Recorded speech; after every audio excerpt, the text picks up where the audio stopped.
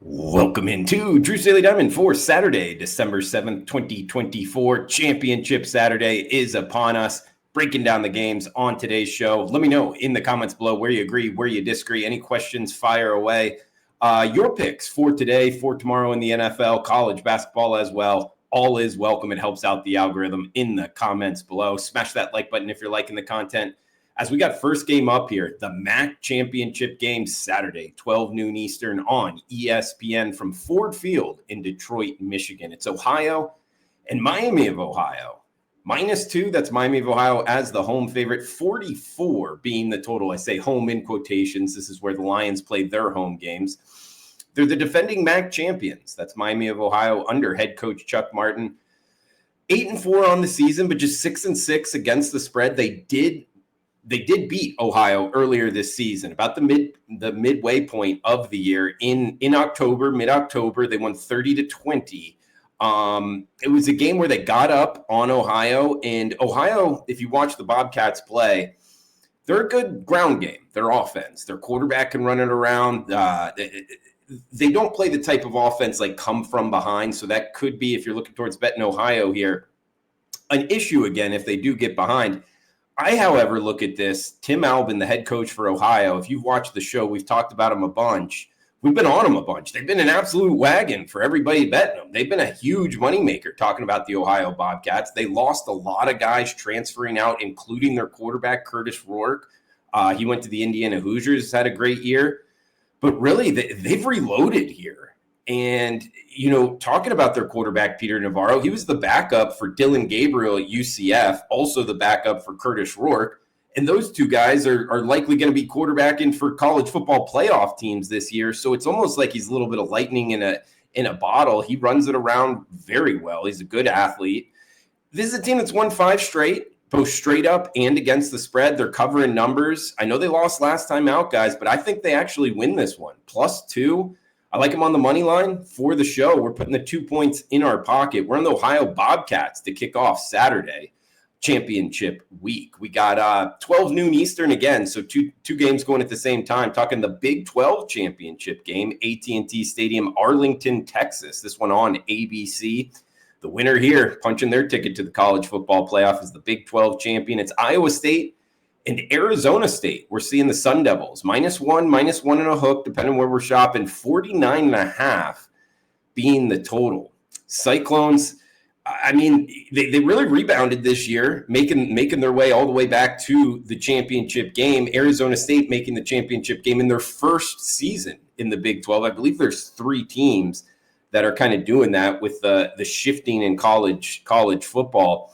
But breaking this game down from a betting standpoint, guys, Arizona State, they're a run-first team. Scatteraboo, their running back, he's an exciting player back there. Really tough guy to stop.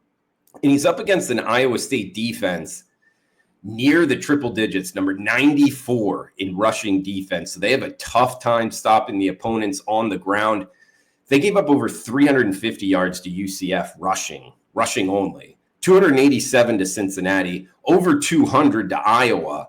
So I think Arizona State's going to be able to pound it and score some touchdowns here, particularly in the red zone. And looking at the other side of things, Iowa State, one, giving up all those rushing yards, they still won the game against UCF, Cincinnati, and Iowa. So it's a team that can give up a bunch of yards and points, but they can also score points. And when you look at their schedule, obviously playing in Ames, Iowa, they played 6 straight games, either weather-related or in very cold temperatures. Now they're going Big 12 championship in Arlington, Texas, AT&T Stadium, fast-track controlled climate. I almost think like some of the Iowa State offensive and defensive metrics could be skewed a little bit because of the weather issues and the coldness. I think it helps out defense overall on both units, both sides of the ball for Iowa State. So coming to this controlled climate on a fast track, I actually think Iowa State's going to be able to score points. Arizona State's going to be able to run it down their throat. Guys, this total under 50, 49 and a hook, I like it up and over for the second game we're talking here. Cyclones and Sun Devils into the 50s, 60s, possibly on, maybe an alt total as well. As we got one game left on the night slate. And a reminder, if you could comment below, it does help out the algorithm, guys. All is welcome down there. Where you agree, where you disagree, any questions. The recap for the show heading into the weekend, 87 and 68, 56% winners on the show, 11.3 units the last 10 weeks. The Thursday recap, we did unfortunately go 0-2 and 1, so minus 2.2 units there, but still 56% over the last 10 weeks plus 11.3 units. $100 better, up $1,130 betting every game. We're giving out for free on the WagerTalk YouTube channel. Drew Martin experts page, where you can find the premium picks, got a 5% max limit up in the NFL on a 7-1 NFL run. Also an 8-1 sides run. We got the 4% client play for Championship Saturday in college football and the NFL Sunday as well. So check that out. Drew Martin experts page, premium picks, WagerTalk.com. All right, last game up, 8 p.m. Eastern time, 5 p.m. Pacific. On CBS, Penn State and Oregon, the Ducks, -3 and a hook, 50 being the total. Oregon comes in 12-0, unblemished. Penn State 11-1. This game being played Lucas Oil Stadium, Indianapolis, Indiana, where the Colts play their home games. Both teams, however, obviously great, sexy overall records, straight up records. Just 6-6 against the spread. Interesting kind of notes here, just breaking it down. With Oregon, they were actually favored by 2 touchdowns in all but one game this year, that being the Ohio State game, which they did win, a fun one to watch, a tight game. So really not a whole lot of competitively points, lined games for all of Oregon all season long. And Penn State, they only played in 3 single-digit point spreads this year. They went 2-1 in those games. I just found that kind of, 24 games and only 4 of them in the single digits. That's just kind of wild. Almost makes for a volatile side handicap here, guys. I know a lot of people like in Oregon, good reasons why, the offense, the uniforms, however you're looking at it. I actually look at this as Dylan Gabriel. Yes, a good player. When he has time to throw, he's accurate down the field. He almost reminds me of Tua. I believe they're both actually from the state of Hawaii, playing their high school football there.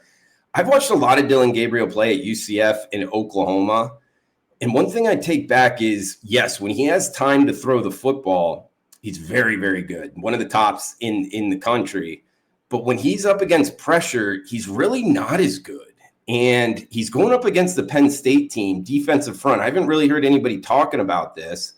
And yes, Oregon's offensive line has been good.